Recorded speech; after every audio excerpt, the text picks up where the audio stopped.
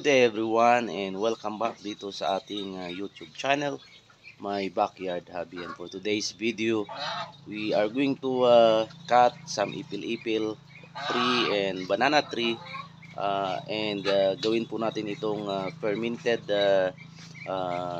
food para sa ating mga alaga dito sa ating backyard.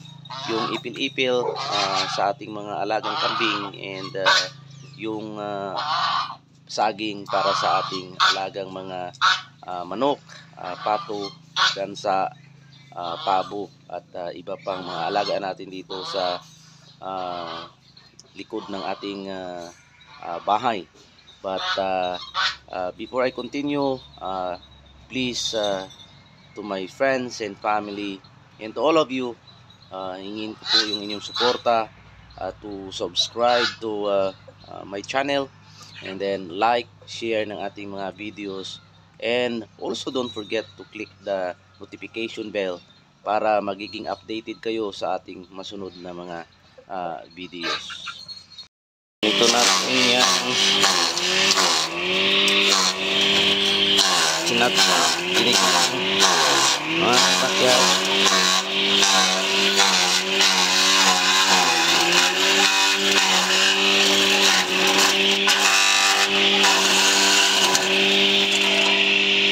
Mga backyard, i-chop na natin yung ating ipil-ipil gamit itong ating chopper. Itong chopper na ito ay nabili ko last year, mura lang, at ito yung ginagamit natin para mag-chop ng mga pinapakain natin, hinahalo natin sa pagkain ng ating mga alaga dito. At itong ipil-ipil na to is first time kong gawin. At nakita natin ito sa isang mga nag-aalaga dito sa Thailand ng kambing sa kanyang farm. Dami niyang kambing at ito lang yung kanyang pinapakain sa kambing niya. Pini-ferment niya ito gamit yung asin, and then sinustore niya ng mga isang buwan daw. Pero tingnan natin kung pwede natin mapakain sa ating kambing na hindi aabot sa isang buwan. So we'll continue chopping this, and then ilagay natin mamaya sa barrel o sa ating lalagyan. Backyard, nakatapos na tayo ng isang isang palanggana na malaki. Isa lang natin muna ito dito sa ating barrel. I think ito ay mga 200 liters na barrel. So yun yung ating sasalangan. Tapos mayroon na rin tayong asin dito, kasi paglagay natin yan, kailangan natin lagyan ng asin level by level, at kailangan siksik natin mga kabakyard. Ganito natin ginagawa niyan mga kabakyard. Kailangan kasi siksik yung sa gilid para hindi magpasukan ng hangin, para hindi masira yung ating ipil-ipil. Kaya kailangan siksik siya, siksik na siksik para maganda yung kanyang ang fermented natin na ipil-ipil. Yan. Ganito karaming asin yung linalagay natin sa sa taas, every layer or every level natin paglagay, para ito yung mag-ferment ng ating ipil-ipil.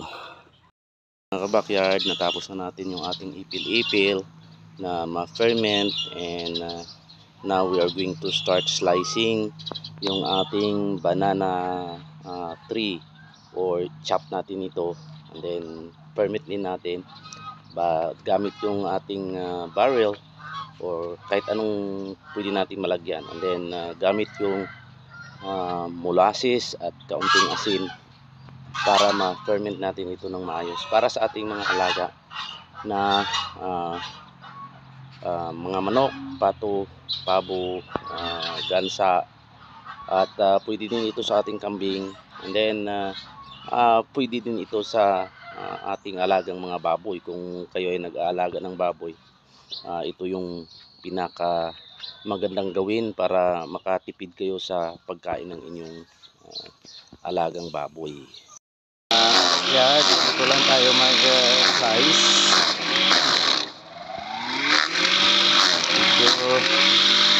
Medyo maganda yung ating chopper ng, pero mas okay na rin to sa manual natin kasi mas mabilis ito. Backyard. Ayan. Na yung ating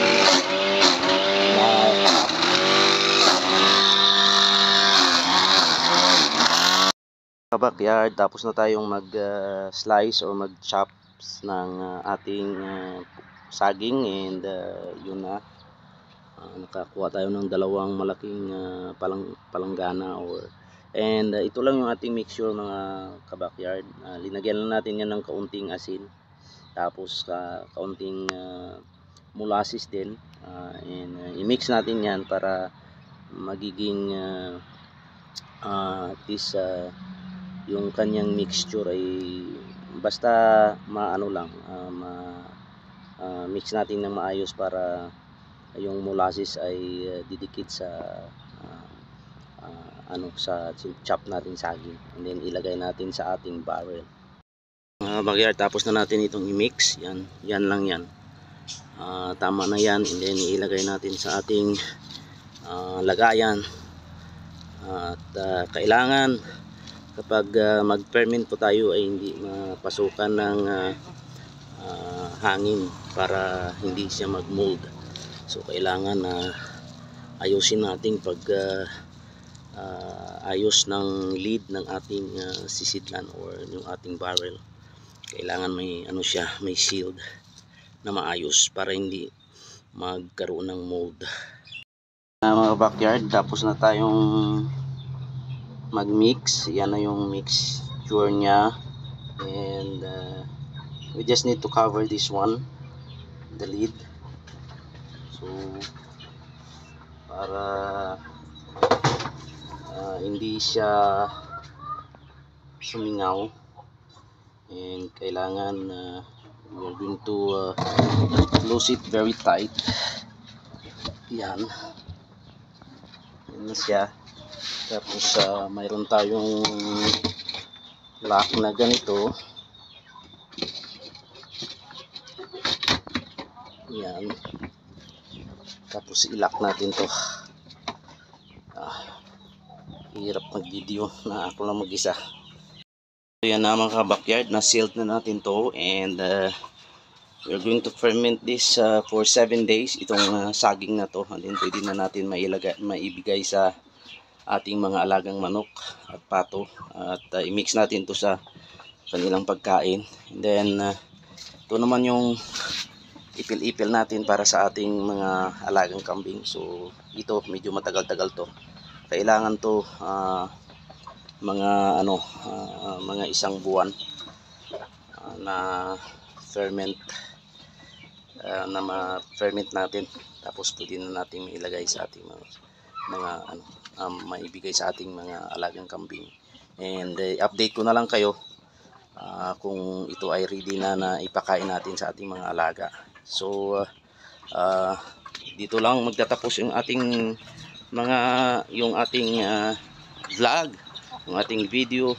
Please again, don't forget to subscribe, like, share ng ating mga videos, and click the notification bell para sa ating sunod na mga videos maging updated kayo.